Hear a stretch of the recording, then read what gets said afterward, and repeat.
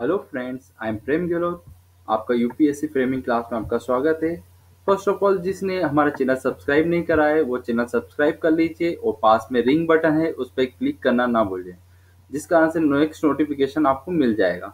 आज हम देखने जा रहे हैं मध्य प्रदेश ग्रामीण अर्थव्यवस्था और पंचायती राज व्यवस्था के कुछ मोस्ट आईएमपी क्वेश्चन जो अलग अलग बुकों से मैंने फाइंड आउट करे हैं और जो आने की संभावना ज़्यादा है, पॉसिबिलिटी।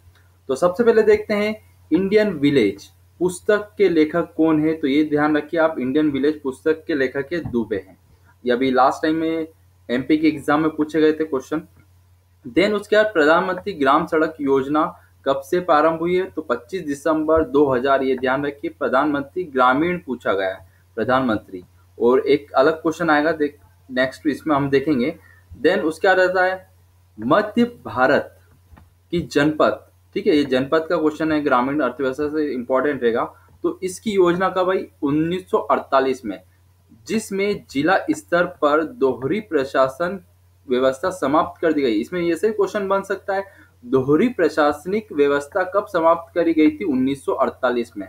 और मध्य भारत में जनपद कब योजना आई? 1948। 1948 से एक क्वेश्चन और याद कराना चाहूंगा मैं आपको।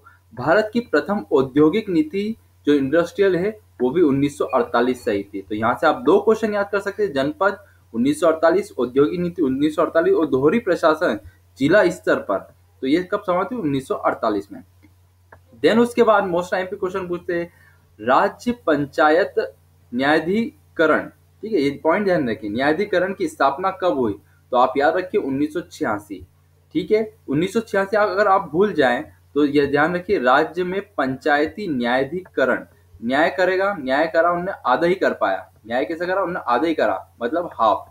हाफ से कोडिंग याद रखे, एच का कोड है 8 और एफ का कोड है 6। तो आपको 86 याद रहेगा, 1986 से 87 ऐसे ऑप्शन मिलेंगे। तो देन आप याद रखिए राज्य पंचायत में न्यायाधिकरण क्या हुआ? हाफ ही हुआ। और डीप में अगर क्वेश्चन पूछता है वो, तो कौन सी समिति ने करा था? तो आप ध्यान रखिए सिंधुआ समिति ने करा था इस समय 1986 में। देन उसके बाद नगरीय प्रशासन में बजटी सुधार, ठीक है, बजटी सुधार कब आया? तो ध्यान रखिए गिरजापति मुखर्जी ने 1974 में लाए गए। कब गए? 1974 में। देन उसके बाद नेक्स्ट आईएमपी क्वेश्चन, महानगर योजना समिति अनुच्छेद कौन सा है? महानगर का अगर पूछा जाए तो अनुच्छेद जी याद रखिए, 243 का जी मतलब क्या? पाले जी शक्ति है, वैसे याद रख सकते हैं। महानगर के पास क्या है? शक्ति है। अनुच्छेद में पूछ सकते हैं आपको अलग से क्वेश्चन। देन उसके बाद मध्य प्रदेश में जिला पंचायत की कितनी संख्या है? तो ये ध्यान रखिए, जितने जिले हैं मध्य प्रदेश में 51 जिले हैं और इतनी ही क्या है? जिला पंचायत है। तो आपको क्वेश्चन याद रहेगा। देन भारत में छावनी परिषद, छावनी से क्या याद आ रहा आपको? छावनी से 6 याद रखिए, छावनी से क्या रखेंगे? 6। तो 2006 में ये परिषद आई थी। देन उसके बाद देखते हैं मध्य प्रदेश में 1952 में लागू सामुदायिक विकास कार्यक्रम, विकास कहाँ से लिया गया? तो ये ध्यान रखिए सामुदायिक कहाँ से आया है? अमेरिका से आया है। ये मोस्ट टाइम पे क्वेश्चन अभी ग्रेड 4 के एग्जाम में पूछा गया था आपको। देन मध्य प्रदेश में अब ये पॉइंट ध्यान रखिए, नगर निगम के वार्डों की अधिकतम संख्या पूछी गई है, ठीक है। अधिकतम संख्या कितनी हो गई? 70 अधिकतम हो सकती है। देन बाजार नियंत्रण कौन करता है? केंद्र सरकार करती है। बाजार नियंत्रण कौन करेगा? केंद्र सरकार करेगी। देन उसके बाद भारत में बीज अधिनियम कब लाया? 29 दिसंबर 1966। 66 याद रख सकते हैं बीज के लिए, बीज अधिनियम 66, 6 पे 6। देन लोकतंत्र विकेंद्रीकरण और पंचायत, अब ये पॉइंट याद ध्यान रखिए, यहाँ से 3 से 4 क्वेश्चन बनेंगे। लोकतंत्र विकेंद्रीकरण और पंचायत राज कहाँ से शुरुआत हुई? राजस्थान से हुई है। देन लोक विकेंद्रीकरण का सुझाव किसने दिया? जिसके पास बल था, बलवंत राय के पास।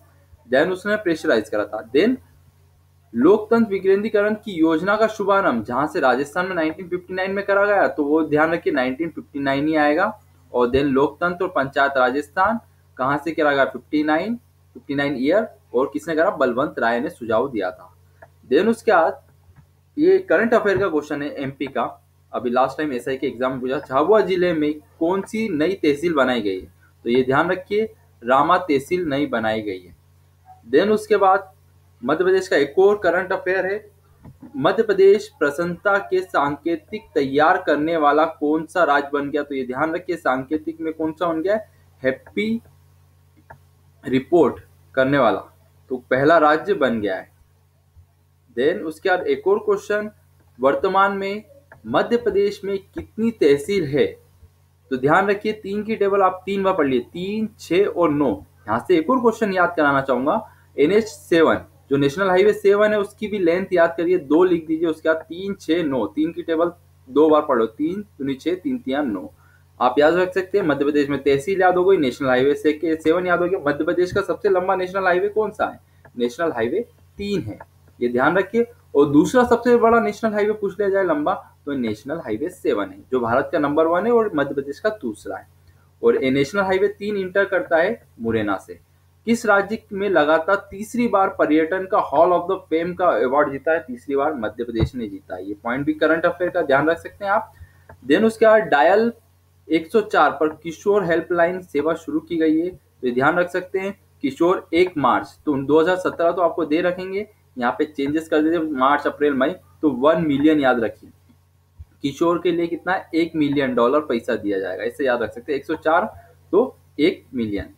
देन एक और करंट अफेयर मध्य प्रदेश का क्वेश्चन, मुख्यमंत्री कौशल योजना कब से शुरू की? तो आप ध्यान रखिए 18 अप्रैल 2017 याद रख सकते हैं। 17 के बाद 18 आता है, 18 के बाद 19 हट गया है, 19 के डायरेक्ट 20 आ गया, तो एक ये जोड़ी भी जमा सकते हैं आप याद रखने के लिए, क्योंकि डेट वाले क्वेश्चन आपको बहुत सारे दे रखेंगे। ये थे 25 से 30 question current affair Madhya Pradesh और ग्रामीण अर्थव्यवस्था सभी के मिला के। ऐसे ही मैं लेक्चर 1 से 2 रोज डालता रहूंगा, आपका रिस्पांस दीजिए। आपको ये लेक्चर कैसा लगा? सब्सक्राइब करिए और शेयर करिए। Thank you so much.